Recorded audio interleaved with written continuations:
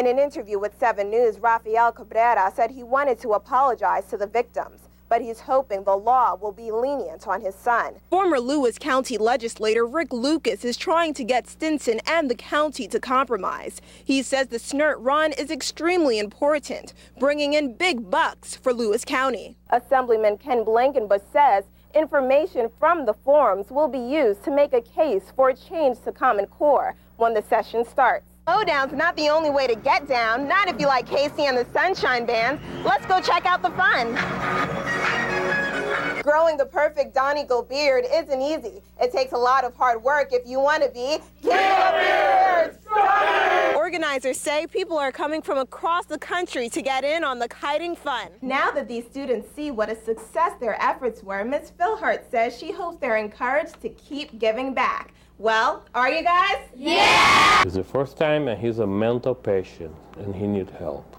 An emotional plea from Rafael Cabrera, the father of 18-year-old Rafael Cabrera Jones. You can see Cabrera Jones being taken in handcuffs into the Cape Vincent Town Court. In an arraignment tonight, Cabrera Jones was charged with 2 counts of robbery in the 2nd degree.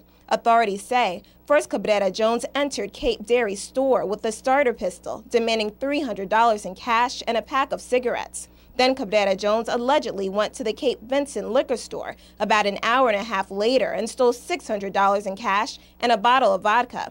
But Cabrera Jones's dad says he hopes his son, who has never been in trouble with the law before, can have a second chance. He says Cabrera Jones has been in and out of mental facilities for years and was just treated at a facility in Puerto Rico before coming to visit him in Cape Vincent.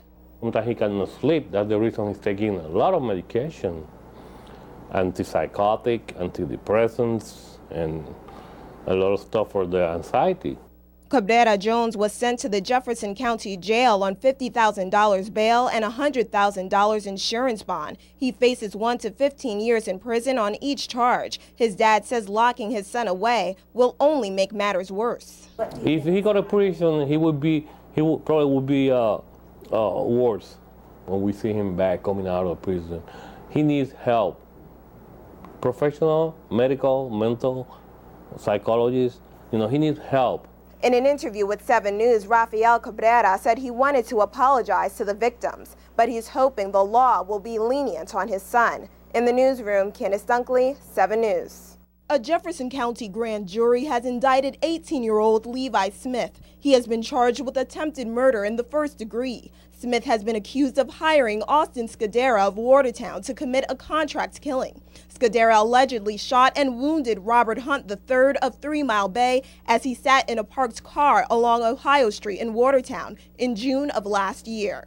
There was reasonable cause to believe in this case that Levi Smith hired Austin Scudera to commit a homicide, and that Austin Scudera attempted to commit that homicide. Chief Assistant District Attorney for Jefferson County, Christina Mills, would not say if Hunt was the intended target. The attorneys for Smith and Scudera are maintaining their client's innocence. Well, I think the evidence is going to show there was no pecuniary interest. My client didn't know this injured person.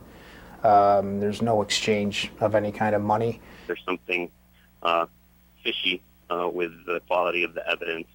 Otherwise, an arrest would have been made a year ago. Chief Assistant DA Christina Mills says if convicted, both defendants could spend at least 15 years in prison. In the newsroom, Candace, 7 News. Tonight, a towing company fished this Mercury Mountaineer out of the Black River. It's the end of an accident that happened this afternoon in Watertown. Kristen Cooper says she was driving on Water Street when she lost control. Next thing, I tried to push the brakes and I tried to steer it, and the steering column just locked right up. And next thing you know, we flipped into the river. We were going under. Cooper says she doesn't know how it happened, but what she does know is that her 13-year-old niece, Lacey Thomas, saved her life, as well as her 2-year-old son, Zachary Cooper. Lacey, my 13-year-old niece, unhooked the baby's car seat and then unhooked the baby in the car seat. The baby floated up. I grabbed him. Lacey got out the window. Then I got out with the baby and swam to the shore, and I couldn't get up on shore, but Lacey pulled us up on shore.